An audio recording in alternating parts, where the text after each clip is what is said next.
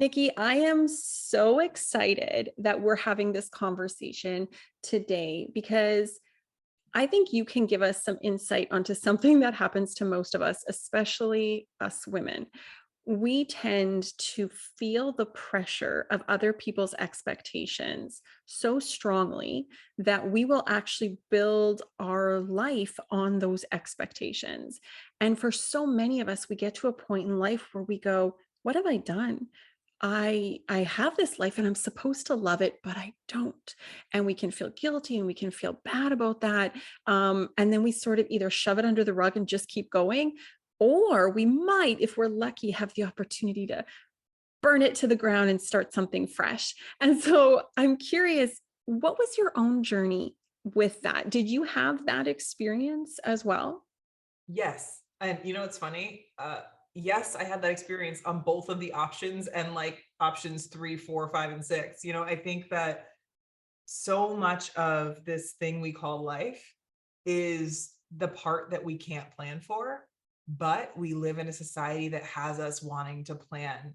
And if we think about I think about maybe the generation a little bit behind of like people playing classical music to their stomachs so their kids were learning in utero or teaching a language. Like there was this idea that you had to have your path even before you took your first breath of air. And so that is such a very real experience that so many of us have in the world right now, that we're supposed to not only have a path laid out for us before we get here, but make sure that we make all the right decisions to stay on that path. And if we can expand it, great. But really, there is this expectation that you need to check off the boxes of all the right things on the path. And that might be different for each person, depending on the influences in their lives, the skill sets they have, and the interests they have.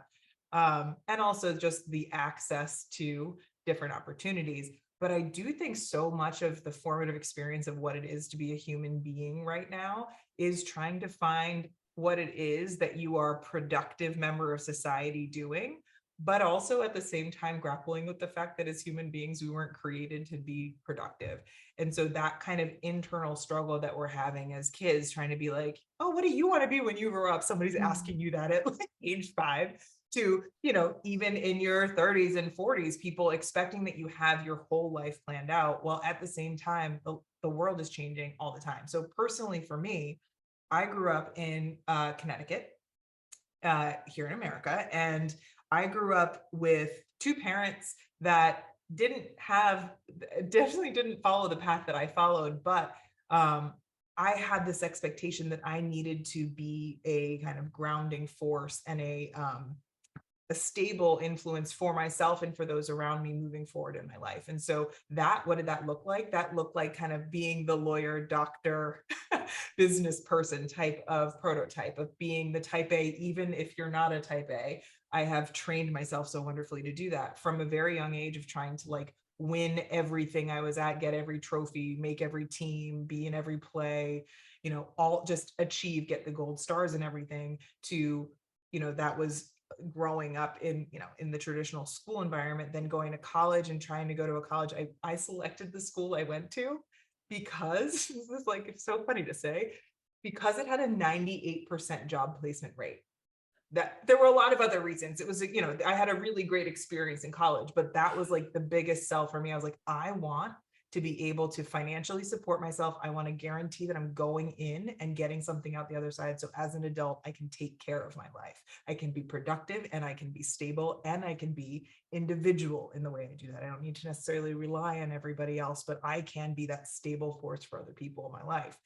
And so while that's not, I'm sure people are listening to this being like, okay, what's wrong with that? Or yeah, I'd done that too. So much of that process had me following what I thought was a blueprint of a life that didn't ever give me the chance to check in on like what I needed and what I wanted and what actually sustained me, versus thinking that dollars and cents and zeros in a bank account meant that I was an adult and meant that I was progressing. And so I ended up in the management consulting and private equity spaces of like, I always call it the mahogany walls of corporate, thinking I had done all the right things, but also feeling so separate from myself, like so significantly like, I know I have a whole lot of personality. I'm sure people listening, you can feel the energy that I bring to a room, but also I was constantly getting the messages, both overtly and subliminally, that I needed to be quiet. I needed to make sure Mm. that personality I had didn't take up too much of the room because I wasn't the person that was supposed to take up that much room in that space. But also, when I had the time to myself, I was like, wait, what is my life? Who am I outside of my job? And that was one of the things that I feel like we grew up thinking was like midlife crisis. But I was in my 20s. I was like, I hope I have a lot more than halfway, double this to go. And so as I was kind of following this path and realizing, wait, Nikki's gone. I'm not here. I'm doing a lot of things. All the wisdom I learned and all the intellectual capacity I have is being leveraged, and my bank account is okay. And yeah, I'm checking all the boxes from externally. People think, oh my God, look at that life she has. She has a job, she's vacationing, she's eating, she's doing all this, she has friends, she's doing all this stuff. I was so empty inside. And so when I came close, I think it was like 28, if I'm right. It's like, oh, dude, once you get close to your 30th year, I feel like a lot of people, the Saturn return of it all starts having you reflecting on things. And I realized, oh shit, I'm gone. I'm not here. I can either double down and choose to continue to just disappear from my life, or there's a change I have to make. And so I decided to make that change after I was crying in the bathroom a lot. And I grew up not really being told that we could cry. So doing that was a very big sign. And I decided to start my own business. And in that, actually, initially, I just tried to like do what I did out in the world for other people to help them. A lot of it was around marketing. So helping them amplify their story and all that. But as I did that, I got invitations from people in my network that were like, I think you need to take a look at this thing that talks about like women's leadership and how that's different than the way the world works. And I listened to a podcast about that like blew my mind. And then somebody was like, have you heard of this stuff called diversity, equity, and inclusion? Like, we've heard your story and we feel like a lot of the things you were running up against or what this topic is talking about. And so I got an invitation to be part of an initial cohort to start doing DEI work in corporate in companies. And I was like, I didn't have that on my path. I didn't know that was something you could do. I didn't even know what those words necessarily meant. And so much of that was through the invitation for people who got to see that energy and that person that showed up that was deteriorating in the workplace I was. So much of this is so funny because a lot of my path since saying, you know what, this is unhealthy, has been nudges that weren't necessarily planned so far out. And it gives me a lot of agency to trust the internal nudges as well, which I think is the opposite of learning a language before you're born, learning all these things before you even have the ability to know yourself in that process. So personally, it's been a really interesting process of like learning and unlearning and being aware of what rules I'm living by and deciding which ones to leave behind and deciding how I want to rewrite them. And I think a lot of us in our iterative existence of what it is to be a human being that we're shedding, every 7 years, right? We have a whole new set of cells everywhere that we're constantly having this process of tweaking our path, if not, jumping to other ones or, talking about like burning it all down. There is this kind of rising from the ashes that we all do in some way, shape, or form. I think what you said was so profound. It was like the first sentence out of your mouth when you were like, we're in the womb and already we're being taught what we're supposed to love when we come out.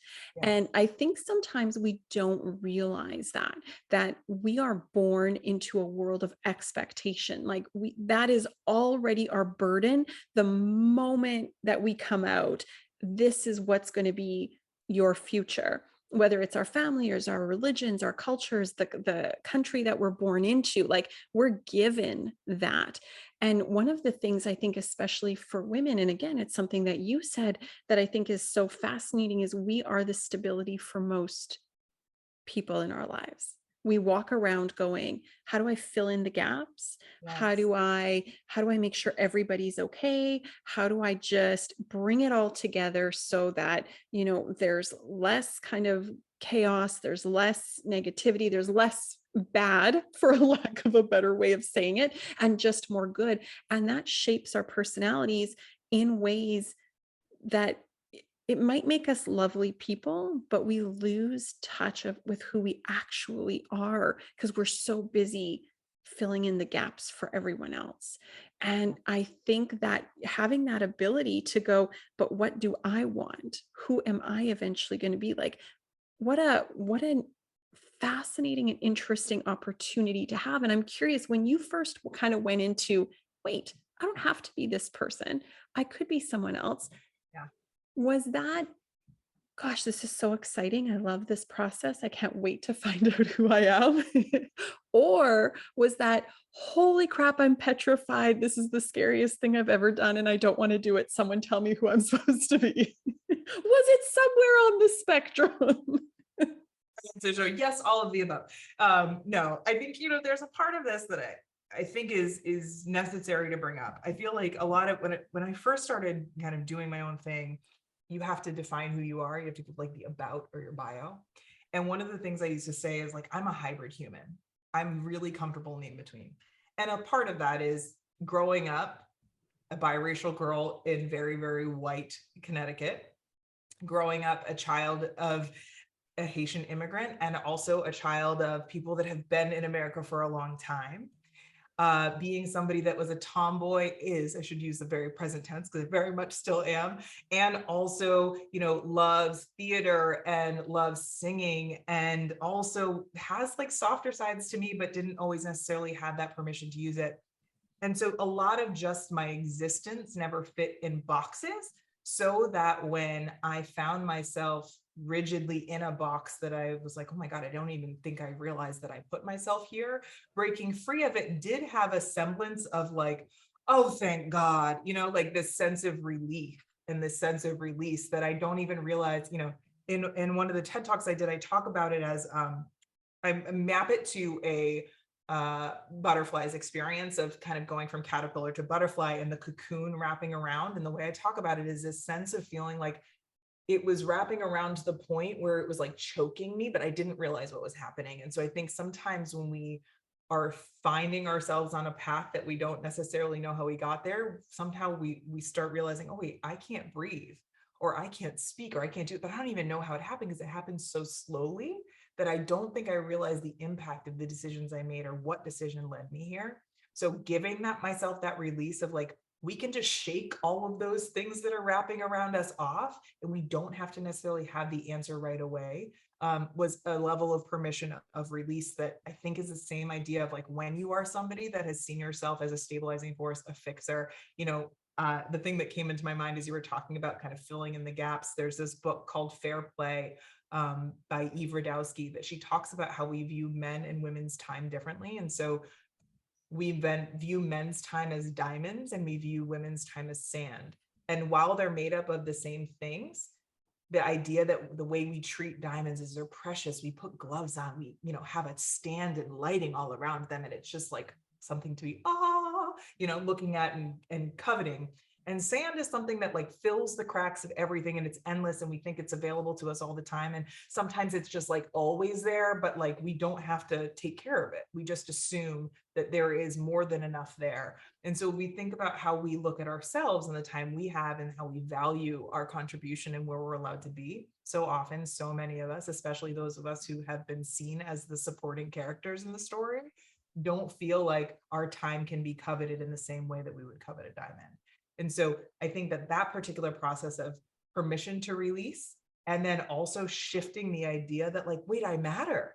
I'm not just the residual, you can pick me up whenever you want, and there's endless parts of this. I am a diamond and I can lean into that, is a really interesting thing. So personally for me, I would love to say, oh my goodness, yes, I felt amazing. I knew exactly where I was going. I felt so supported. I'm over 6.5 years into this, and I still am like, I'm doing this right? And there's still those moments of, oh, maybe I didn't. But at the same time, I think that the kind of grounding force for me as I go through oh my God, I'm doing exactly what I should be doing. I am so passionate about this. I am uniquely suited for this type of work and this type of life. Let me add that, because I think so often I personally did this, where I went from one overworked environment to another place where I just use the same muscles to overwork myself as my own boss. And then also there's the part of this where it's like giving yourself space to not know, to fail, to be scared, because so often the reason that we stay on these paths is because there's a semblance of certainty that makes it so we don't have to feel vulnerable. We don't have to feel unsteady. We don't have to feel like, I don't really know where this is going, and I don't really know what I need or I want. And therefore, if I'm following a path somebody else told me to take, I don't have to think about, am I making the right decision? But I will say, the beauty of running a business in the last few years of the pandemic, just making everything uncertain all the time, is there has to be this level of resilience related to uncertainty to be able to take the path that I took in the first place. And also now everybody has had to come to terms with some deeper level of resilience around uncertainty. And so there was a very individualistic part of this, but then collectively, we're all trying to figure out what to do next as the world is shifting, changing, and crumbling in a lot of ways underneath our feet. And that permission that I granted myself a bunch of years ago that felt scary and untethered has given me so much strength to be able to handle this moment now, even when I still feel like maybe the floor underneath me is still shaking. There's a permission to say, I can handle shaking floors. I can trust myself, but that doesn't come when you've been following a path and you've been feeling like you're making all your decisions based on stuff that's already predetermined. It comes in the stumble, it comes in the fall, it comes in the uncertainty and the kind of discomfort of the middle of not falling and not succeeding, but just being in that kind of limbo in between. I could not agree more with what you're saying, but the way that you said it is so eloquent as well. This idea that we're so addicted to certainty that we're literally willing to give up ourselves so that we can just feel the comfort of knowing what's going to happen next. And I think Yeah. that's such a huge thing because as women, we've so lost touch with our own intuition and we've so lost touch with our own desires and what we want and what's important to us. And we don't realize that to find that, you got to get okay with the uncertainty, that liminal space of, look, I'm not who I was, but I'm not who I'm going to be. And it's okay. That's all right to be in that space. In fact, majority of life, you're probably going to be in that space because the minute you find out who you are, you're already on the path of kind of tearing it down again. And that's the beauty of life. That's not what's wrong with life. That's the beauty of life. And I want to go back to something that you said that I found very, very interesting because you talk about coming from a family where you sort of had a foot in two different camps or in multiple different camps. And some people find that extremely unsettling. They want to go, I am this and I come from here and this is my culture and this is my background and etc. And I'm really curious when you were younger and you were kind of going, look, I got a foot in theater and I got a foot on the field for a lack of a better way of saying it. Did Exactly that, right. yeah, did you feel comfortable in that immediately? Or did you feel that pressure to go, I really should actually decide? I will really, I mean, I feel like I wish I had the answer to say, no, I wasn't comfortable. I don't think I had a choice Mm, because of the fact that my in between is very visual for a lot of people, that I am not white in a white room, nor am I black in a black room, that I always kind of was like given this look of like, you don't belong here fully. So just that a level of awareness personally, that that particular factor of my identity is something that I couldn't hide, even if I tried. Like in the winter, yes, I get a little bit lighter. And in the summer, yes, I get darker. But also there's always this, and oftentimes said out loud, what are you kind of energy from people. So I never would fit in their box. And that's I kind of, it was a part of the fabric of who I was, but also let me not act like I'm not a human being that seeks belonging like we all do. So yeah, I think there is this part of like trying to prove my worthiness in each of the boxes that I have a part of that was its own discomfort. And also I talk a lot about this with like kind of using all of my gas in both places so that for my car has no gas in it because I'm using half in each and half isn't good for either. So yeah, I think there was a sense of instability and a little bit of like self-doubt, but also a level of comfort that I find in like kind of occupying that in between because that's just kind of how I've lived and no one could really define me. So in some ways, it's like I don't belong anywhere because I don't fit in those boxes. But also, there is a level of freedom to being like, you can't use one word to define who I am. You can't sum me up in this one aspect of an identity where you'd like to kind of put me in a box somewhere. So I think that that has created a sense of like, I'm willing to operate in the ambiguity a little bit more, which again, I don't think I knew until I definitely didn't have the language for it in the way I do now until I was in a situation where I could really reflect on the aspects of my identity in the last, again, when you leave the comfort or the I don't know, comfort is not the word, when you leave the perceived safety of that path, you have to start looking at yourself in a different way. There are different mirrors and there are different things that are showing you who you are in a way that the world didn't show you before. Oftentimes that comes in the people around you projecting their issues with your choices on you that then make it so you have to process the world through that and realize what's mine and what's theirs and how can I leave their stuff alone and do I want the things that are mine to still be mine. And so I think a lot of this process of change and adaptation that we're all going through is about giving yourself permission to be able to evolve and define and redefine yourself and really be able to trust that like you, you are the person that you have to wake up with each and every day.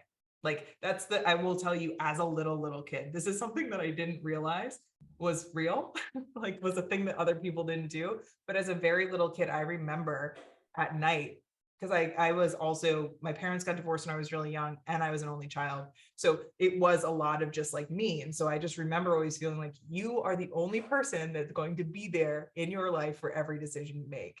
And so with that understanding as a kid, and then kind of losing that to like try to appease the masses, and then coming back and claiming, oh, wait, I'm the only person who can actually answer the question of who are you? And I have to only answer that to myself. That gave some more freedom and flexibility to have some fluidity around who am I? How do I identify with myself? And how do I identify with the world?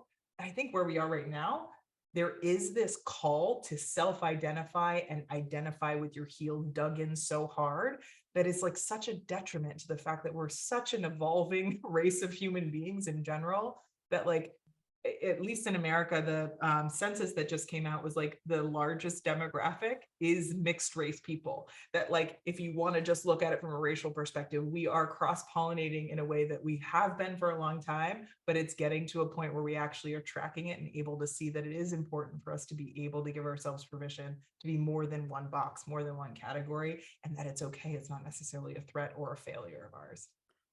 I think that's so beautiful because um one of the things sometimes we'll say something and it depends on which stage of life you're saying it in, and it Yeah. depends on which stage of life you're hearing it in, Oh, right? Because like if you think of Carl Jung's life death life cycle, or construct deconstruct reconstruct cycle, when you're young you are in construction, you are in like, I am figuring out who I am and I want to dig in my heels. Like, do you remember being a teenager and you were like, yeah, I'm a fan of Nirvana, and someone would be like, oh my word, I would never listen to that, and it became like a life and death issue between your friends, like because it was important to establish who you were.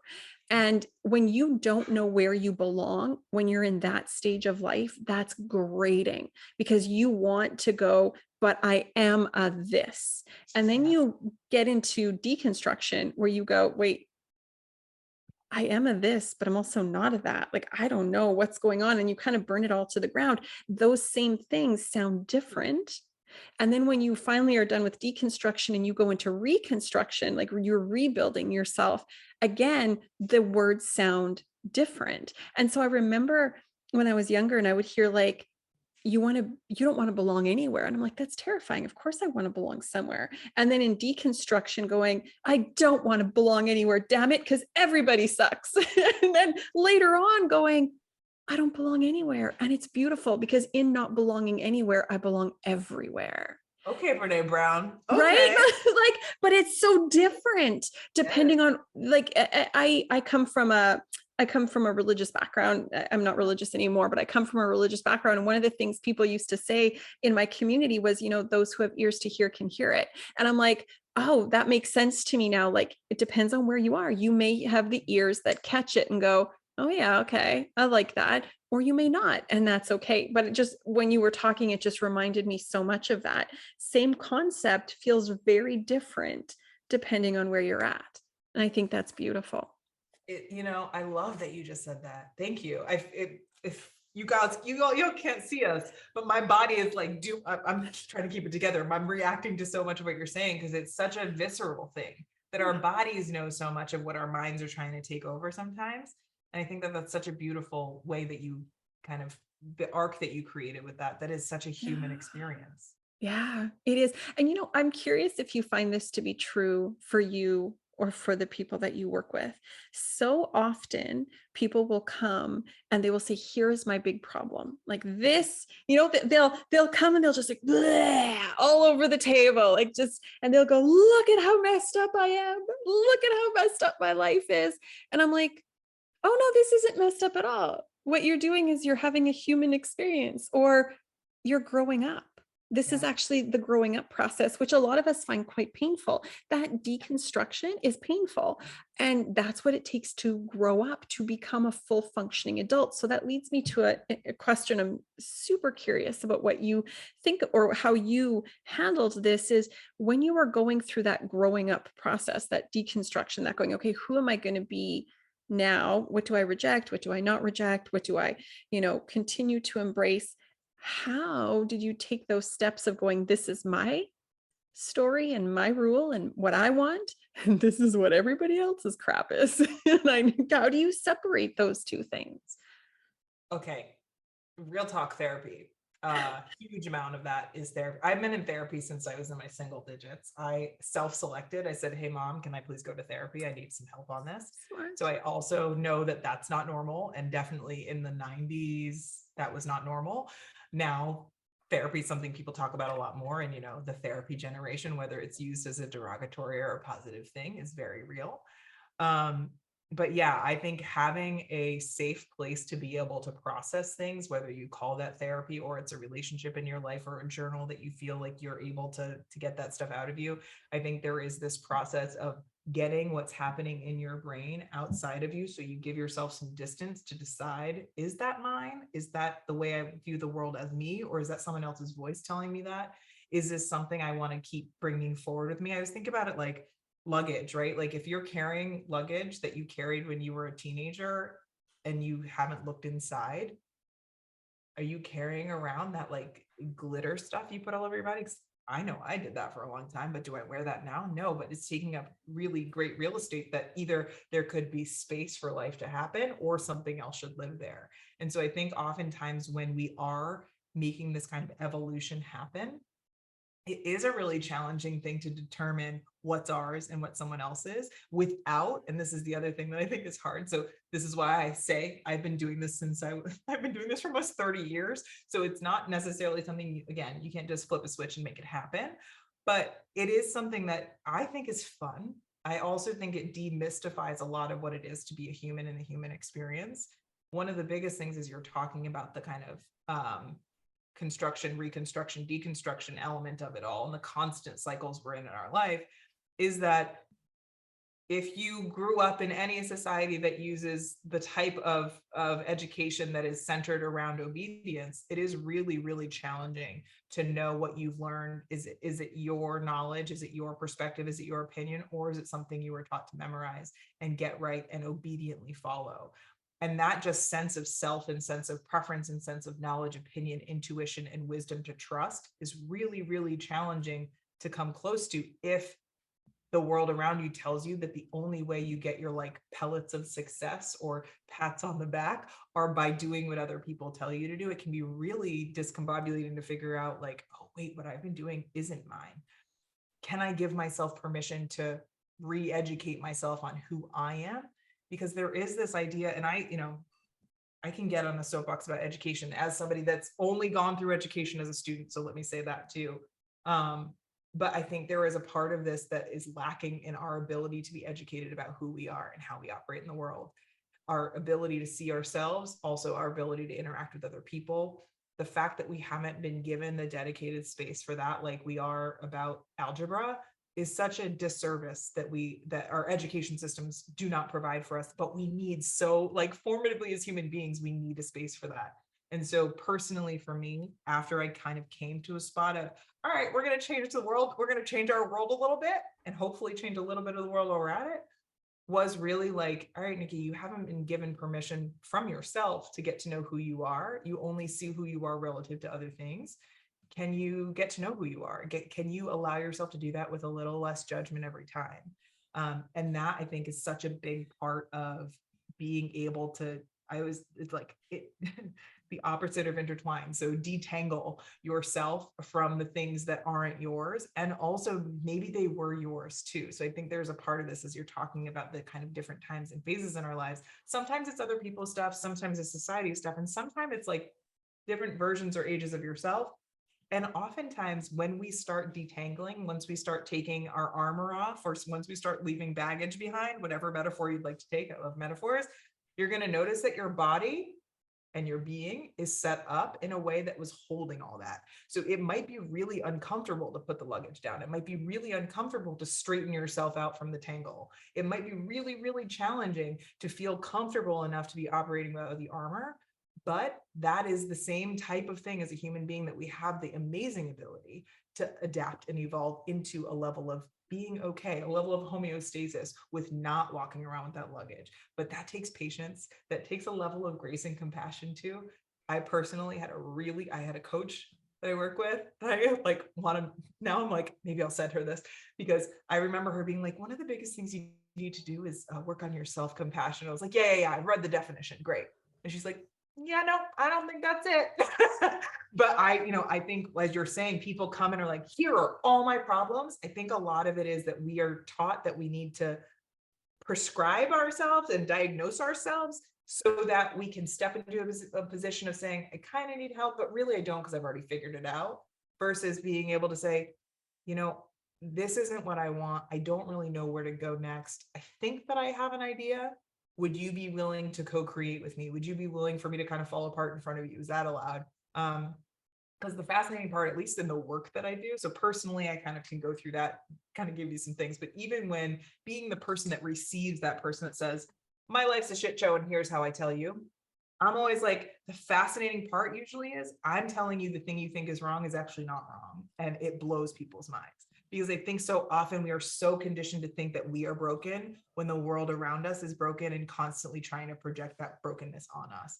And so if you feel that way, this is why I think kind of allowing yourself to separate a little bit and allow your intuition when you're processing it and your values to show as you're assessing, like, is this really, is this my problem? Did I do this wrong? Is this what I want to do? Just gives you your curiosity back, gives you your sense of self back, that so often has been stripped from us in order for us to be productive robots in our society. One of after every time you speak, I'm like, God, I have 1,000 things to say and a million questions. It's like, it's so frustrating because I want to say it all. Because it's just, you bring up so many good points. It's like every sentence is a good point. That's not fair.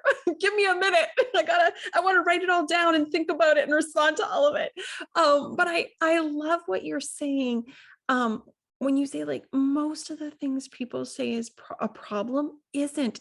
It's actually a normal response to the pressures of life. Like, when people are dealing even with stuff as serious as like anxieties and like depressions and like these really hard things, I'm like, yeah, but do you know how much pressure you carry? Do you know the weight of your luggage? To use that same analogy, it's like, it's really, really heavy. And what you're feeling is a perfectly normal response to how heavy the thing is that you're carrying. And I think that we so feel like we're so broken and wrong. And again, even with this, it drives me nuts, because like you're talking about education, every single person should realize and should be taught in school, in my opinion, that you will always feel slightly broken, because that's what it requires to build an ego. I have to say yes to some things to build my ego, which means I'll have to say no to other things, which means I'll always think something is missing from me. Nothing is wrong with you. That's a normal human experience. And yet we have this whole society that goes, if only I was whatever. And it's like, no, you're totally 100% fine. There's this beautiful uh, gentleman. His name is Anthony DeMello. He's passed now, but I love it. He always wrote in all of his books, like, you're so silly. You don't realize nothing is wrong. Or no, what does he say? All is well and nothing needs to be fixed. All is well and nothing needs to be fixed. And I'm like, what happens if that was the way we went? Like, nothing is wrong. Nothing needs to be fixed. all I need to do is start letting go of the pressure and then let what naturally wants to bubble up come up. Well, that just blew my mind. Right? Uh, I like to have a pad because there's like ideas that'll pop everywhere. There is, we talk education. I'm going to hop on just a little soapbox Yeah. about the fact that we live in a culture, whether it be your country's culture or just the predominant force of global economy of capitalism. And so capitalism cannot function if we think everything is okay, that we don't need to buy to achieve or to change or to fix.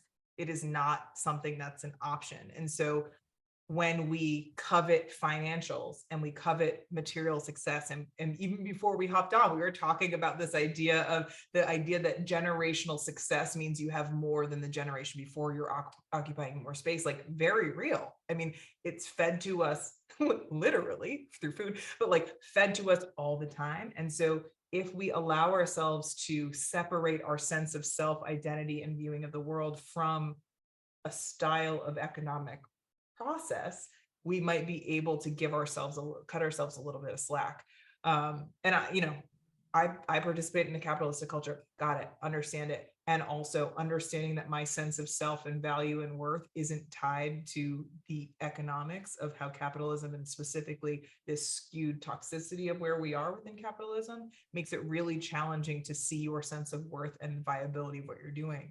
The other thing I will add to this was what I actually wrote down. The end was like capitalism just got blown up in my brain, and I love that person, and I can't wait to read one of his books.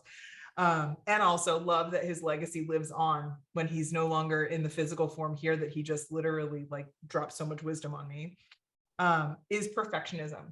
I think as you're talking about this and this idea that we need to strive for no longer being broken,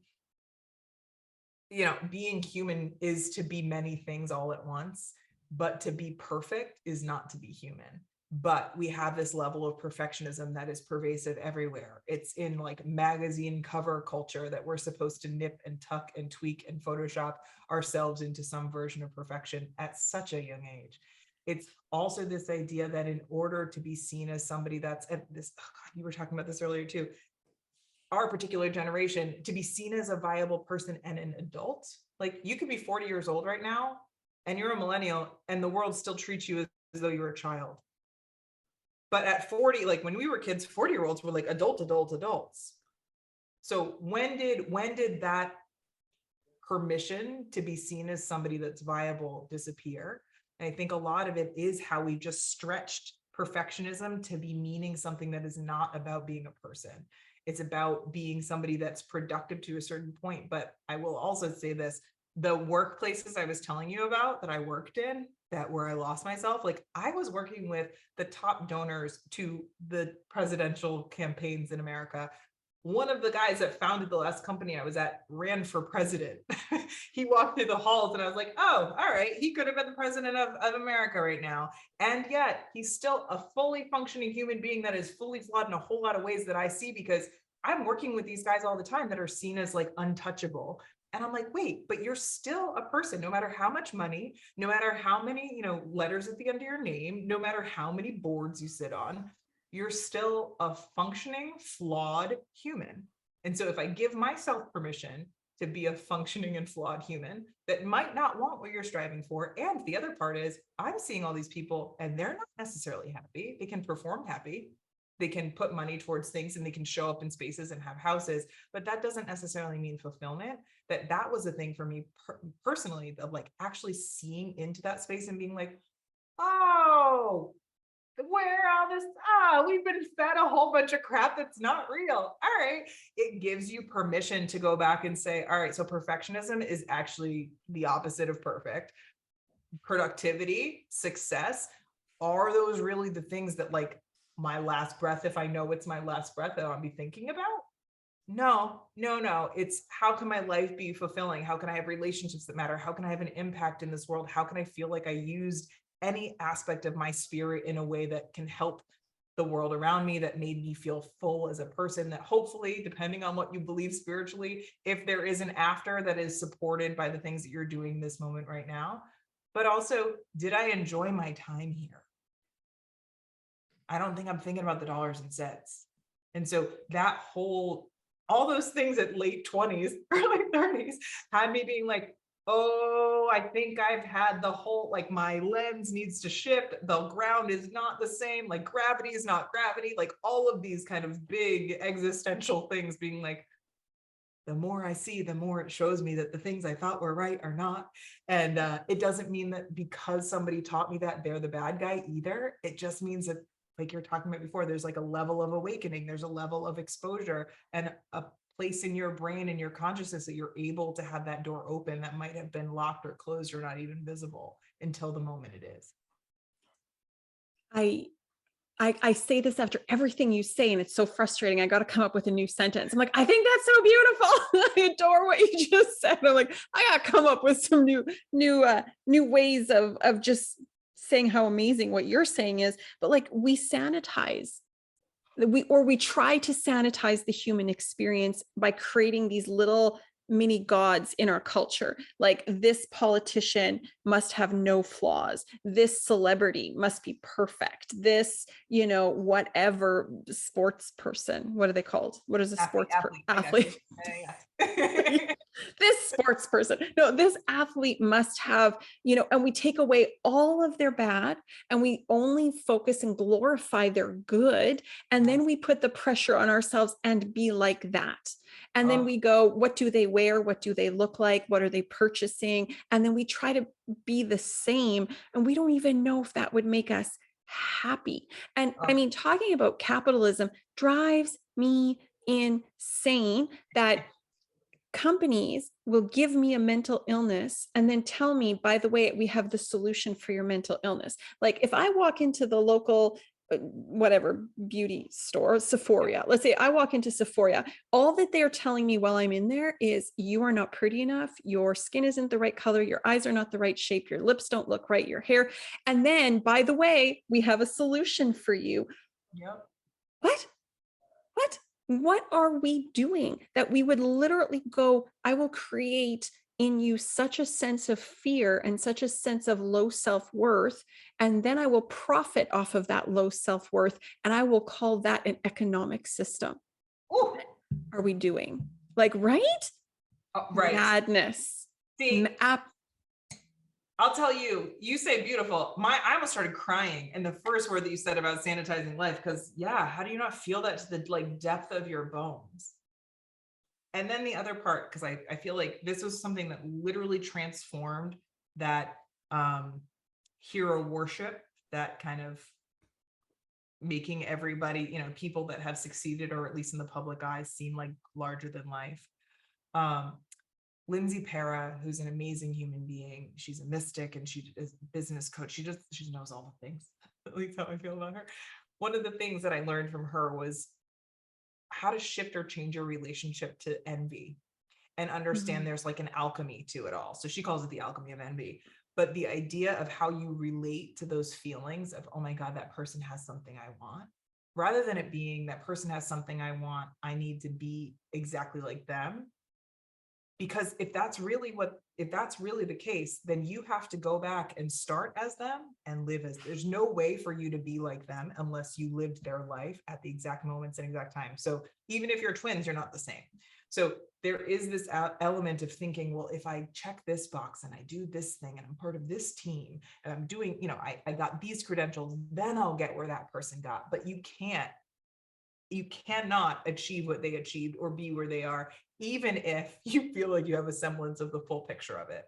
But then on the same time, you can't pick and choose what about that person's life you want. If you want what they have, you have to take the bad with the good.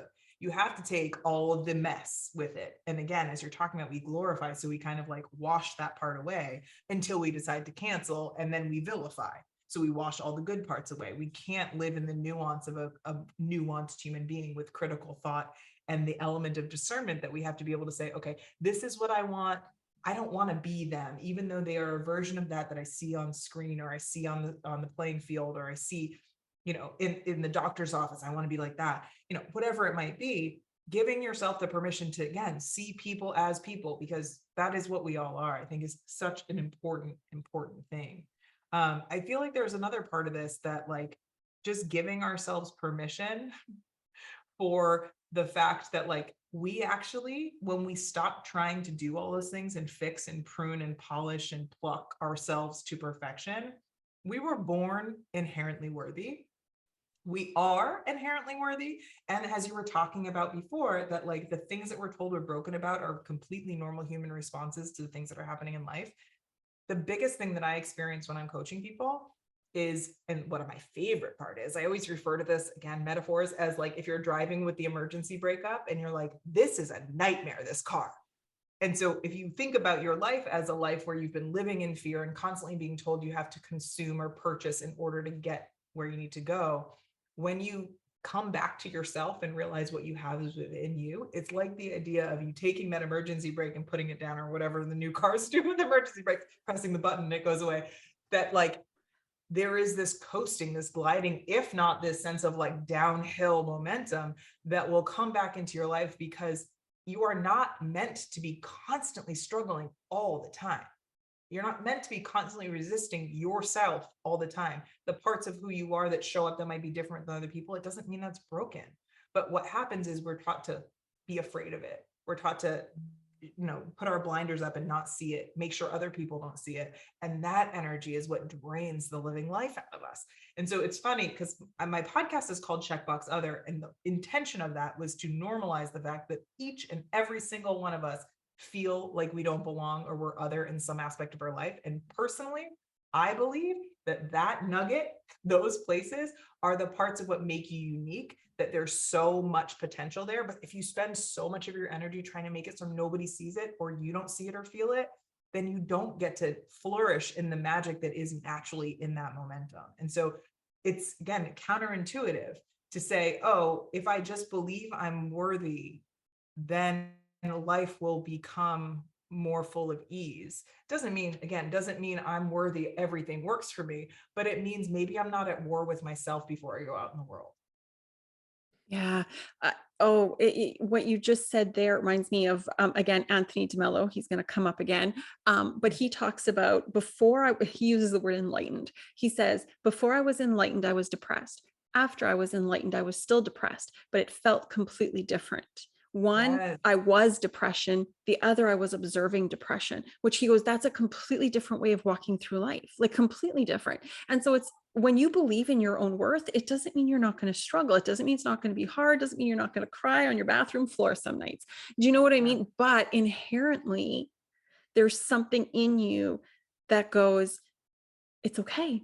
It's okay. The crying on the bathroom floor is okay. The freaking out before a big presentation, it's okay. Like those things still happen, but they don't carry this weight of Yeah. judgment. Because I think what we're trying to do with all our hustle and all our purchasing and all consuming and all our accomplishments is just saying, like, I'm good, right? Like it's like that little kid that goes up to mom and just like goes, look at what I made, mom. Like I'm good, right? Like it's good, right? We just constantly want everyone to go, yeah, baby, you're good.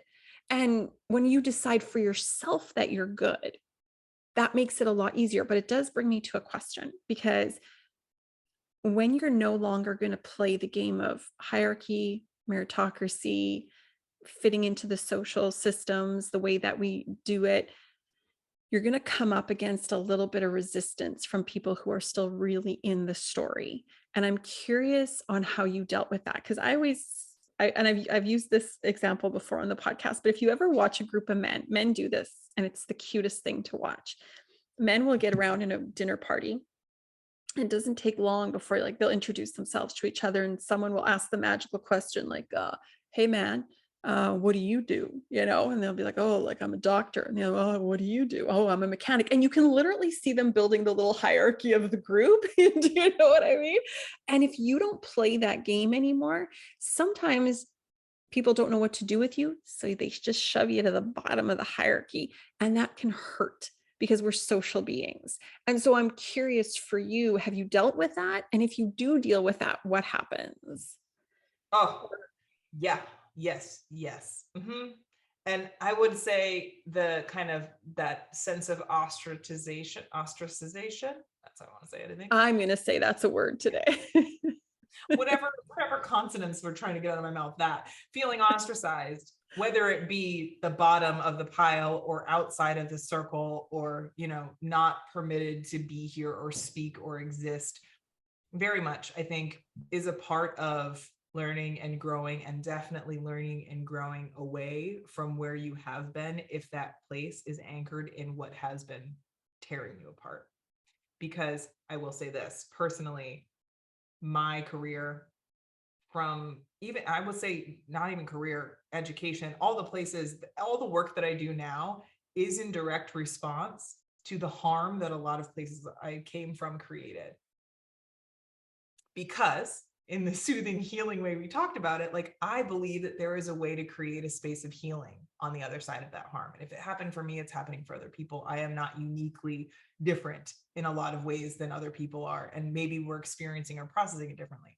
But also, as I was saying before, if you're not ready to receive it, it can seem like an affront. It can feel like an attack. If you feel like you are not separate from these systems, you feel like it is part of who you are and it's part of where your value lies, it can feel like it's a survival mechanism that you need to reject and push away and attack. And I think we're seeing that on a lot of levels in our society right now. How do I deal with that?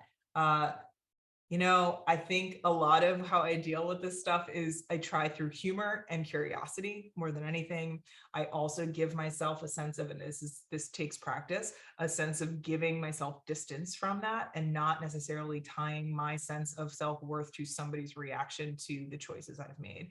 Their reactions to the choices I've made have a lot more to say about them than they have to say about me. Again, doesn't necessarily make them a bad guy and me a good guy, which I think, again, is another thing that we tend to live in these binaries of, if I'm doing something and you're doing the opposite, then we're against each other, versus I'm a person living a life and you're a person living a life, and we can both live lives whether our paths cross or not, and they're both viable and okay. But we haven't been taught that. We've been taught like happily ever after and a prince and a princess, and all the other people are trying to tear this apart. And so you really just need to have your own and keep going. And so I really do feel like curiosity tends to be a really helpful one for me, that like, I'll ask a question of like, hey, I noticed this thing. Did you notice it? Or what's your experience? Or like, hey, I'm feeling this way. Are you feeling that way? So like allowing curiosity to open up the vulnerability of the fact that we're all humans versus us being titles that we're stacked on a totem pole about. Like, I think there is a part of that that's really problematic, but also is how we've been trained and conditioned to find ourselves in place. And I think, yes, this happens with men, but it also happens so much with women in women's spaces for sure. We talk a lot about intersectionality over the last few years, where you see how people, a lot of different aspects of people's identity, the way we've been socially conditioned, we hierarchy ourselves in a way that like we might not actually believe and our values might not be aligned by, but it is part of how we've been conditioned to succeed, to be able to see where we are in relation to other people. And so giving permission for us all to kind of be vulnerably equal is a really, I think, courageous thing to do, brave thing to do, but also can be extremely scary, and you can be rejected on that. And so I think that little kid that's like, I'm doing this right? Like you might get, you might get a abrasive response that's like, no, you're not doing this right. But then it also is this the person that is the arbiter of what's right and what's wrong? And then the other thing that I will say that's been a really good anchoring point is like, I'm doing the best I can with what I have is one of the things that I feel like I repeat all the time in my brain as people reject and accept and are I feel like I get met a lot of times with like blank stares or a level of discomfort that they're like, I've been taught not to say anything if I don't have anything nice to say, so I'm not going to say anything. And we're just like, hmm. And so I think there is this part of just becoming more comfortable with the discomfort and knowing, again, if you get to learn more about yourself and trust yourself, that it's okay for you to be able to sit in that discomfort. If you've got yourself, that kind of home that you found in yourself means that you belong there. And so I do think, yeah, I think that again, the reason our society is stayed the way it stayed for so, that there are all these trapdoors everywhere. We haven't talked about patriarchy and we haven't talked about white supremacy, but those two things are very, very much about doing the right thing the right way. And it's so unspoken so often. Of course, we're speaking about it a lot more now, but so much of that is so intertwined with our sense of identity that if we start to look at it, we've been taught we can't even look at it. We can't even say the words. And so the more we give ourselves room to explore, it gives us the practice before we're in that moment, so that in the moment, that heat of discomfort isn't completely unfamiliar, and we can trust that we can kind of handle that.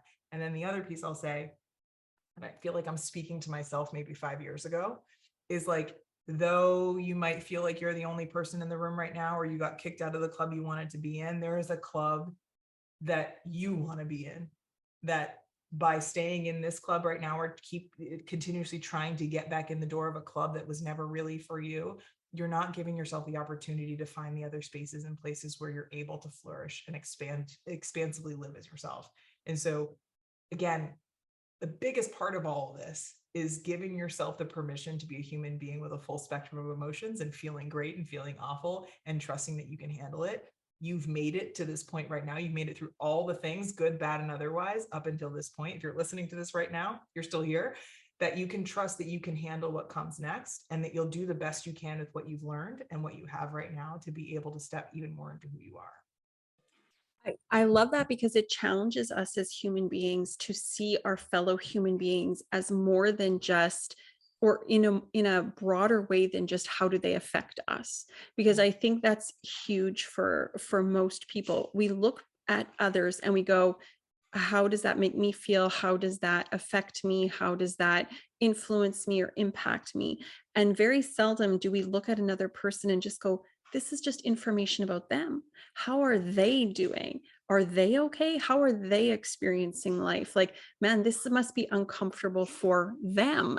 We're so focused on ourselves. And I think a huge part of the growing up process is going, no, no, no. If someone is upset with me, if someone is disappointed in how I act, if someone thinks I'm off my rocker, that tells me more about them, which then leads me to compassion than it is a judgment on myself, which is what we think when we're in that sort of first stage of life. It's all a judgment on me. But later on, you go, no, actually, it's just information about them, which I think is beautiful. Nikki, honestly, I feel like, oh, yeah, go ahead, please. Yeah. One of the things that we do as well is we infer that there's a problem without the person communicating it to us.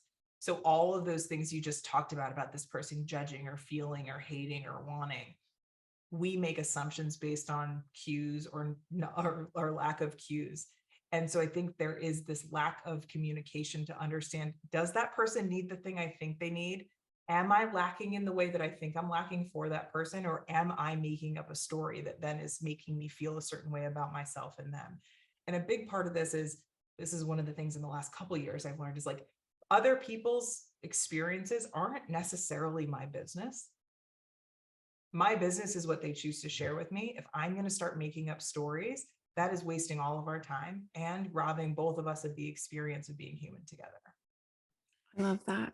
I love that. Okay, so I feel like we could talk forever. I know I've already way gone over the time I told you I needed you for. So if there's an appointment you're missing, I'm so sorry. But if people are listening to this and they're like, I want to get to know more about Nikki, I want to get to know more about your work, where can people find you, and what are you busy doing right now where people could kind of get to know you and everything about you a little bit more? Sure. So my name is Nikki Innocent, 2 Ks and an I for Nikki. Innocent, like the opposite of the word guilty.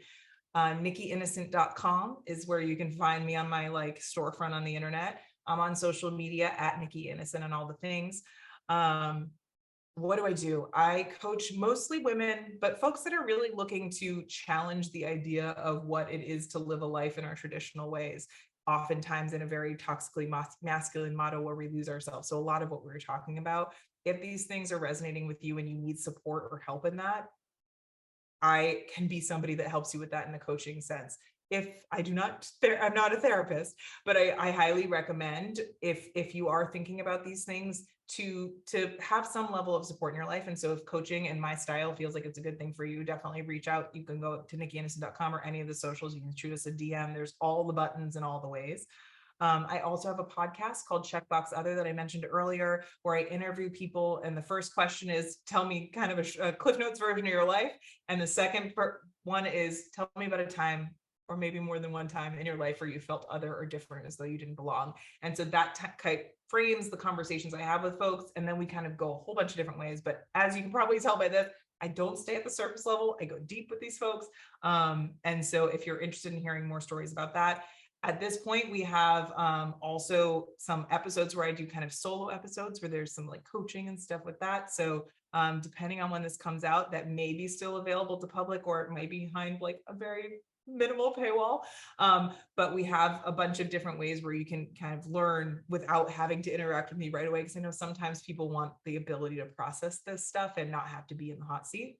But if you are interested in working live, I do 2 different versions of coaching right now that I have found to be really, really helpful with people. One is individual coaching, where you book a session with me.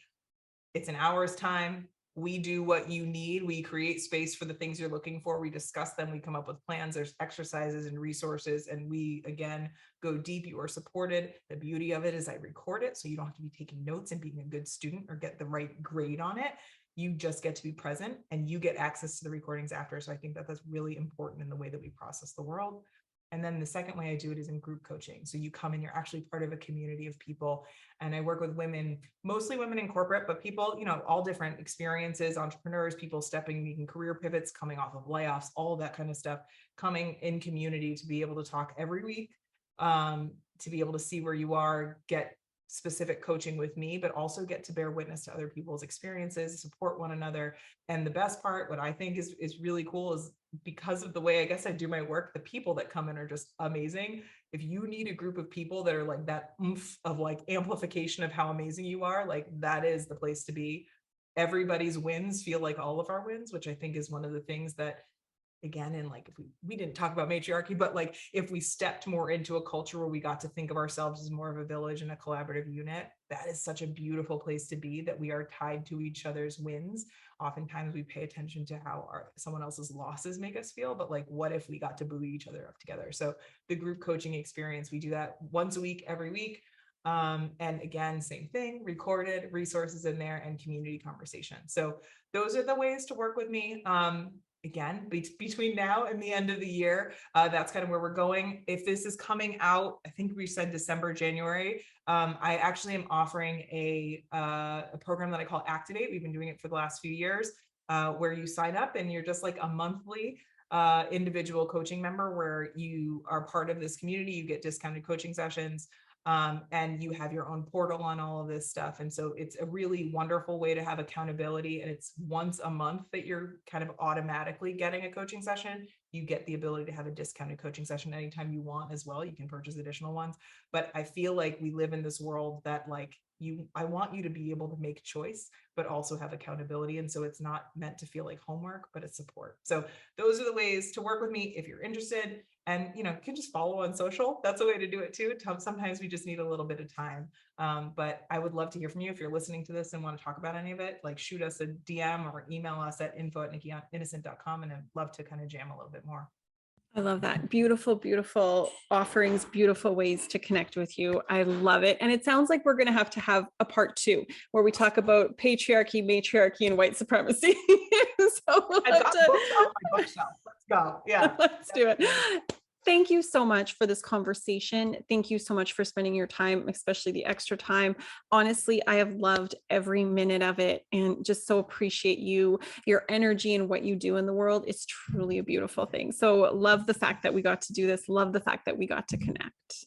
Oh my goodness. I've had many moments of tears that I've had to like battle, because I'm like, hold on, we got to get the mic. We don't want to be crying to the microphone. I just want you to feel the gratitude back to you. I hope it feels like a big hug. That's what I seek in most of my life, things that feel like a hug. And this has felt like that. So thank you so much for creating the space, for inviting me on, for incredible questions. And for all of you for listening. I'm so excited that you're part of this community too, because if this is a testament to what you create, like, my goodness, this is amazing. So thank you. I love it. Awesome. Awesome. And dear listener, thank you so much for spending your time with us. I always appreciate you. Until next time, take good care.